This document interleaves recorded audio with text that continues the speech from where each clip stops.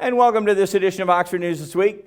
Sargent is watching your back online, helping out seniors. Congrats to the stars of the lane, and a new segment in our last story. That and more on this special edition of Oxford News This Week.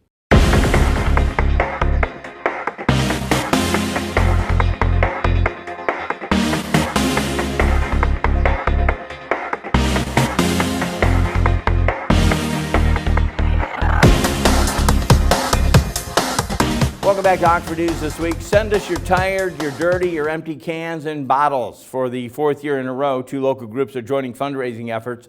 The Can and Bottle Drive. The drive will benefit the Oxford Addison Youth Assistance and the Pollyann Trail. Both groups evenly split funds raised. The returnables can be dropped off at the Old Fire Hall behind the Oxford Village Complex, 22 West Burdick Street, until March 31st. Again, that can be done. She said returning the cans to Powers Distribution by donated drivers and trucks and collections help out the great cause of those two organizations. Detective Sergeant Jason Thielander is still doing some effort in the area with helping out seniors.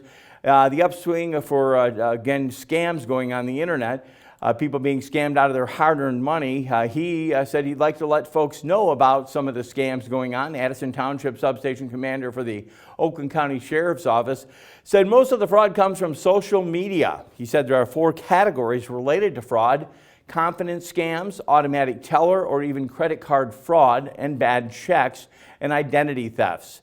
In the 2021, there were 4 confidence scams, 2 automatic teller and credit card frauds, and 0 bad checks and identity thefts reported. Total of 6 cases. Addison Township showed up in 2013. There were 13 total cases when he arrived. 5 confidence scams, 4 automatic teller or credit card frauds, 1 bad check, and 3 identity thefts. He said the Oakland County Sheriff's Office does have a computer crimes unit which assists local detectives in investigating fraud or financial crime. If anyone has or suspects a scam or a victim of a scam, he said call the department and file a report. And again, take it from what he said. If the offer is too good to be true, most likely it's too good to be true.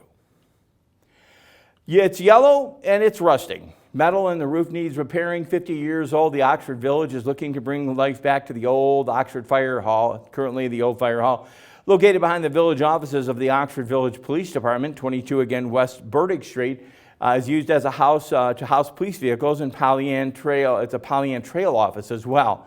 Oxford open-handed items and as also storage for the Oxford Chamber of Commerce. Oxford Downtown Development Authority and the Friends of the Oxford Public Library. According to former Oxford Police Chief and Oxford Fire Chief Jack Leroy, the station was actually built back in 1973. He said the original building had 50 foot by 75 foot, and later the department added another 25 by 75 addition. The Oxford Fire Department moved station number 1 to North Washington Street after the fire. Council said he has tasked Medore, the council has tasked Medore at finding out how much it will cost to paint, repair, or replace some of the metal siding, and inspect and repair the roof. The renovation will be part of the overall plan to redo the village parking lot, which has been in disrepair for some years now. The parking lot has 86 spots. As long as the building is going to remain, we want to make sure it doesn't fall into more disrepair. Once he receives the cost for the items and estimates for the building and parking lot, he would like to give them to the council to include in the next fiscal year budget. That will begin this coming July 1st. Last weekend, the American Legion in Oxford, Chris Atchison, held his 3rd party, just another party is what it was called, with the proceeds going to Post 108. Over 100 tickets were sold in advance for the popular and what appears to be the annual event. OCTV was there to help celebrate. He had the opportunity to talk to Mr. Spalding and Oxford Township Supervisor Jack Curtis. Well, it's just another party. In 2020, I wanted a party, and I had 3 places to go to, and I just chose to have it here. And people kept asking me, well, what's the party for? And I said, there's no reason, just a party. And then a friend of mine says, well, you got to have a reason. And since I was in the American Legion post here, I said, well, any proceeds are going to go to the Legion. Well, the first year I didn't have any proceeds. But the second time I had it, which was 2 years, which would have been 2022, I had close to $500 proceeds that I gave to the American Legion. And that was just another party, chapter 2. This is another party, chapter 3. And it's a sold out crowd. 160 tickets, and 20 of those I get donated from businesses around Oxford, and those are given to the Legion to give to the vets. Yeah, tonight is just another party. Chris throws it every year, and we just like to come and see all the local people from Oxford and the nearby area, and it's always great to see everybody. It's a good night. All the proceeds go to the American Legion to pass out. You know, this place is great. They take money in, it goes back into the community. They don't make a profit here. All the money goes out into the community. Whether it's through grant monies or allocations for parks, seniors that need help, they do a great job. They really do. Well, it's just me. I'm the only one that sells tickets, pretty much. My family does. My daughter and son and my son. And it's going to go as long as I can do it. I've been really impressed this year with how many gifts, door prizes were donated to me. My 93-year-old mom made most of the desserts over there, and my daughter-in-law, she got the rest. And it just all comes together. So family? It's all family. And then most of the people here are like family. So. And everybody had a good time at the party. Before we jump to our break, the eyes of C.J. Carnacchio. He calls this Frozen Beauty. He snapped this image off the Township Hall grounds after last week's ice storm. C.J., I think you could have maybe work for another calendar in the future. Again, let's take a look at this picture from C.J. Carnacchio. With that, Dave Kinney will have Auto Talk and Science in the News. I'll have a lengthy sportscast coming up, and we'll be back to close it all out on this edition of Oxford News This Week.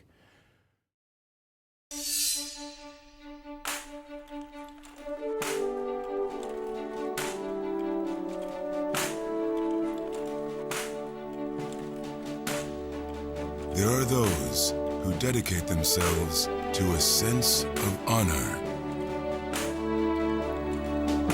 to a life of courage, and a commitment to something greater than themselves.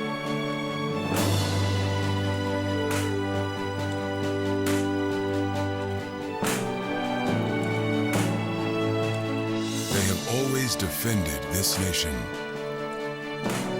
and each other.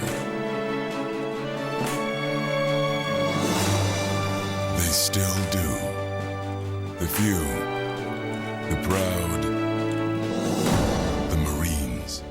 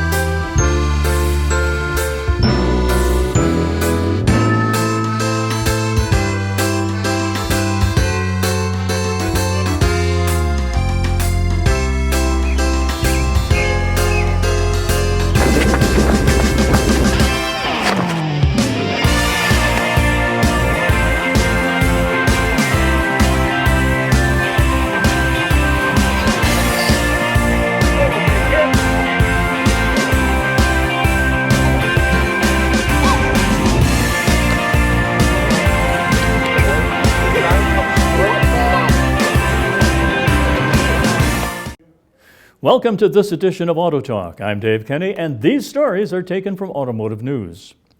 In our first story, Nissan North America is recalling more than 809,000 Rogue and Rogue Sport compact crossovers in the U.S. and Canada for collapsing ignition keys that could inadvertently shut off the vehicle while driving. The recall covers 2014 to 2020 Rogue and 2017 to 2022 Rogue Sport vehicles equipped with a jackknife-style ignition key. Those keys might collapse into a folded position while driving, increasing the risk of a crash if the vehicle turns off. The automaker said over 712,000 of the vehicles are in the U.S. and over 96,000 are in Canada. Nissan spokesman Stephen O'Neill said the automaker was not aware of any accidents or injuries related to the issue.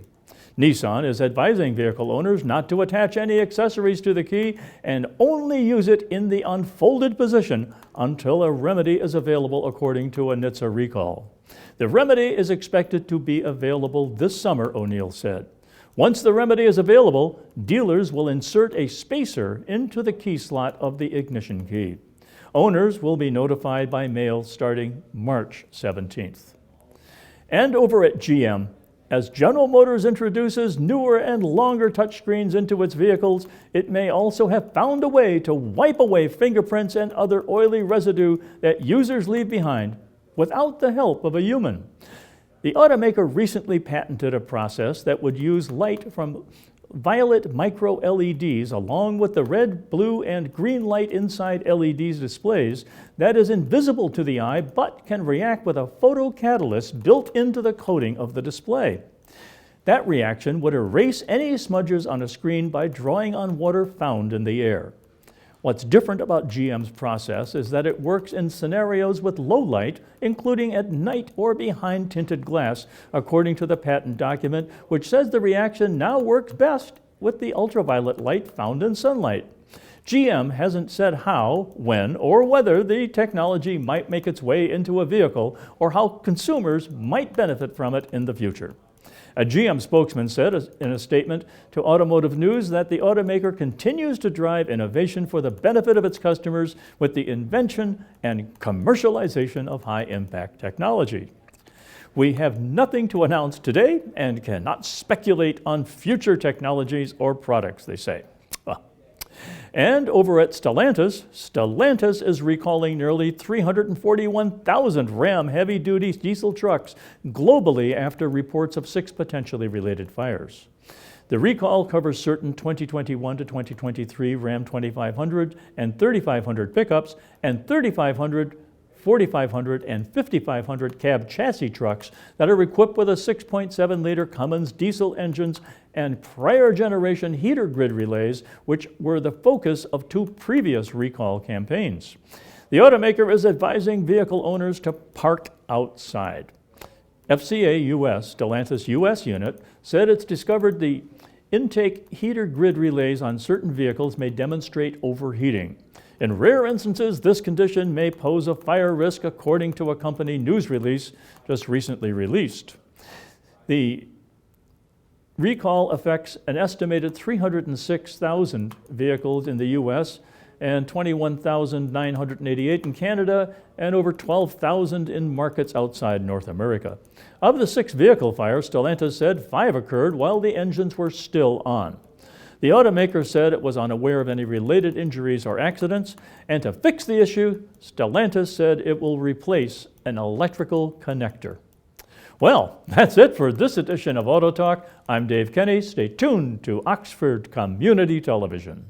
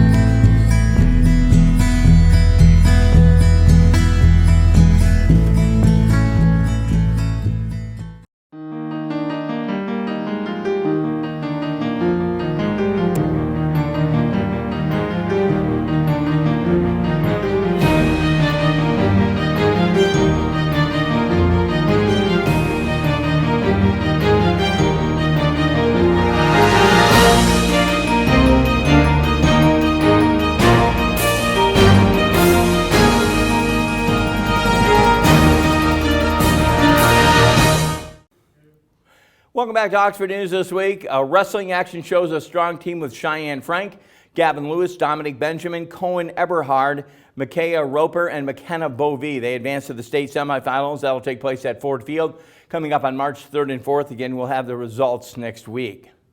What a great day for bowling. Congratulations to Caroline Martinez, Caitlin McFadden, Jason Paslin, and Macy Strebel on advancing to the past regionals and making it to individual states. Big congratulations going out to Macy Strebel for the big regional champ. Again, great job, Macy. Wildcats, definitely go Wildcats. Congratulations to the regional champion, Macy Strebel. Macy took first place in the girls bowling individual regionals and then advanced to the individual state finals along with 3 other Oxford bowlers. Great job again to the Oxford bowlers. And in their path, different paths were taken for the girls and boys bowling teams heading to Allen Park this past weekend to bowl in the state finals. The teams bowl on Friday at Thunderbolt Lanes. The singles competition was on Saturday. According to Coach Lavner, the girls bowled well and consistent.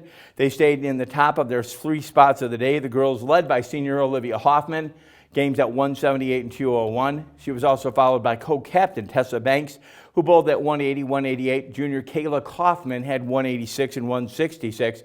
Kayla was called in at the last minute to replace the injured Kaylee Penzie, and the boys team had a little help with the bumpy road. Lafner said they bowled an average of slightly below during the 8 Baker games, yet still found themselves only 1 pin out of 3rd place, only 3 pins out of 2nd. North Farmington built a 130-pin lead over the field. The boys fell for a 4th place finish, just 3 pins out of 2nd, all the way down to 11th place, 136 pins out of the final transfer position. With only 1 game to go, simply they needed to rise above it all, and that's exactly what they did. The boys, with the impossible feat and the task ahead of them, turned on the heat. They started a game hot, and they kept it going the entire game. It was what the kids have had to do for the past 3 years. It was the entire team effort. Claude Lafner said he was very proud of his team. They have dealt with so much, and they never quit. Lafner congratulated his seniors Jason Paslin, Carolyn Martinez, freshman Caitlin McFadden, regional champ senior Macy Strebel for advancing into the singles and the state finals. Macy is again going for the 2nd straight year as she won the regional title with Katie Stevens of Clarkston by 8 pins. In girls hoop action, Oxford's Allison Huffstetter drives through the basket against that tough North Farmington Jayad in the first half of the OAA White girls basketball game, which took place on the 21st of February. North Farmington won the contest at 41-38 to clinch their division title. Oxford at 18-4. No shame to the 2 losses, though, each to Lake Orion and North Farmington for the still young squad, the Wildcat squad. They've shown great growth, ranking at number 6. Girls varsity basketball is victorious over Lapeer this past week. They went to their championship, or I should say playoff. They beat Lapeer 61-41. The win will advance Oxford to the district finals round on Friday at the Lapeer High School at 7 p.m. And again, they did pick up a victory there, 61-41. Great year of girls basketball. You can see a lot of those games here on OCTV. Congratulations to the Oxford High School girls, freshman, and JV basketball teams. Both teams had an astounding season. The freshman girls had an undefeated season, going 19-0. The JV girls won a league action with a record of 14-0 and a total record of 18-2 on the season. Way to go, ladies, JV and freshmen, upcoming lady basketball players for that varsity squad.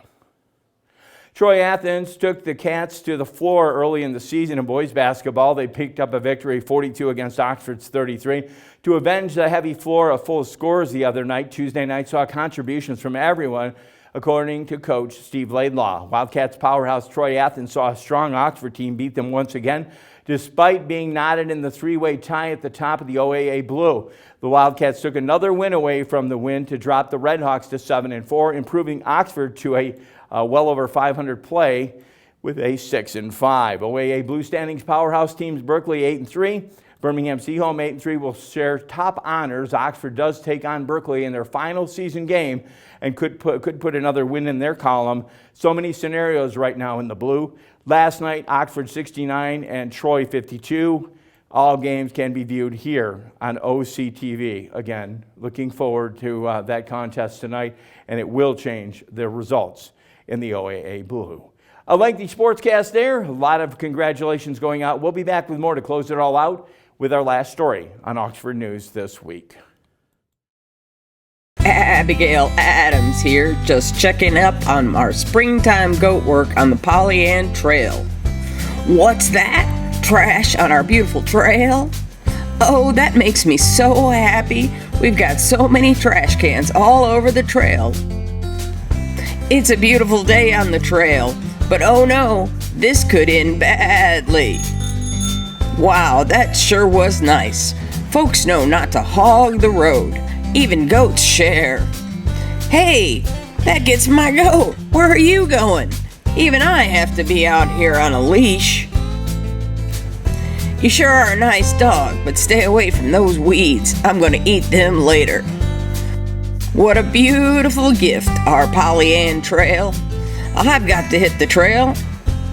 I hope you will too.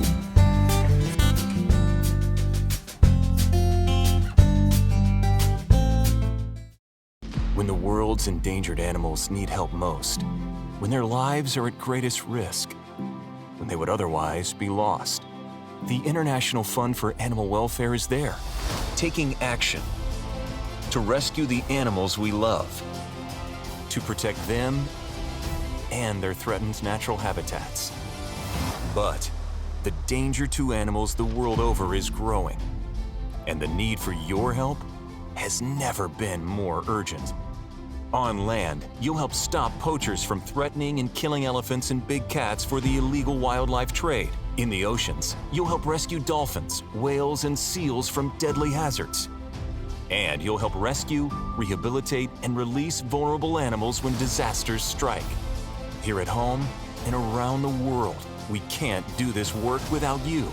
See how you can help animals and people thrive together at joinifall.org. Welcome to Science in the News. I'm Dave Kenny, and this story is taken from New Scientist.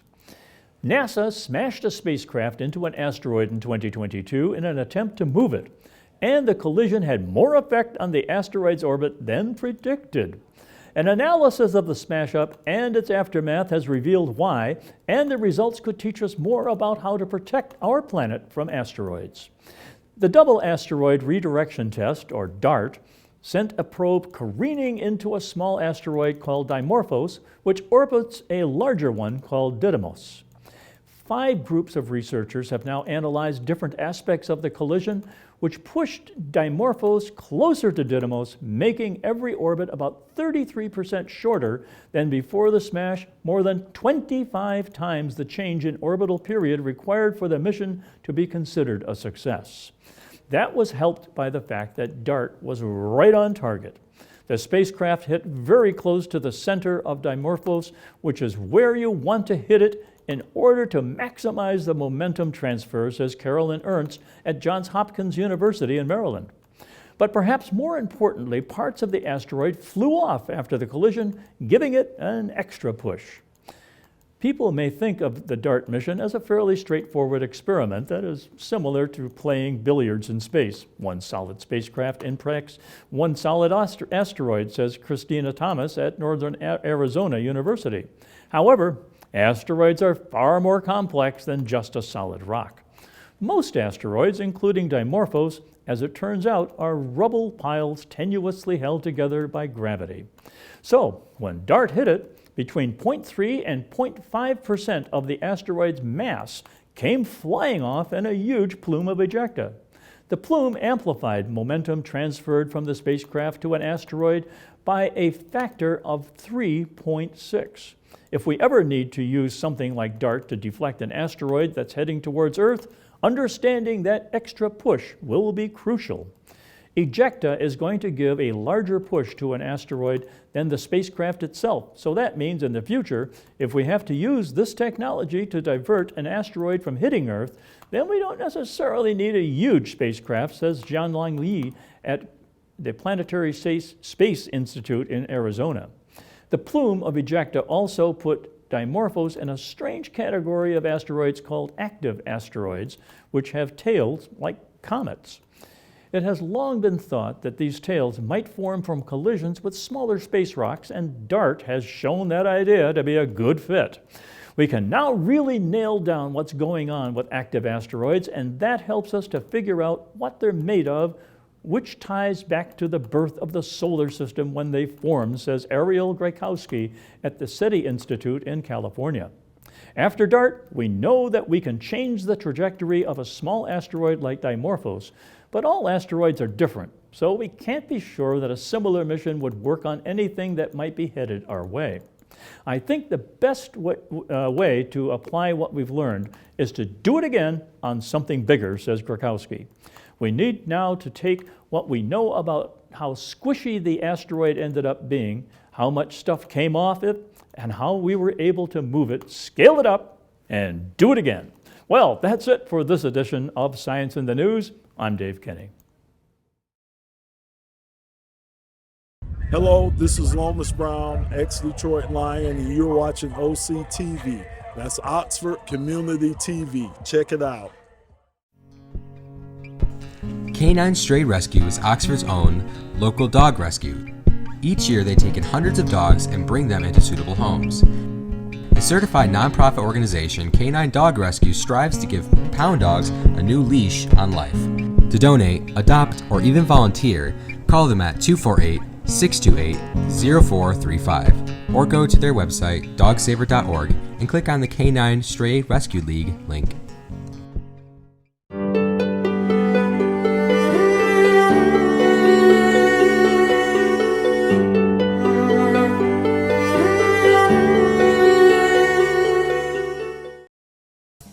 Do you love local sports? Whether it's Oxford High School or Parks and Rec, you can buy copies of each game. To purchase your copy, call us at 248-628-9658 or give us an email at manager@occtv.org or talk to us at the next game. Hopefully we'll see you there. And in our last story tonight, call it sports, call it engineering, call it what you will, the Oxford High School First Robotics Competition Team 2137, the Oxford Robocats, returned to hosting their annual Week Zero event.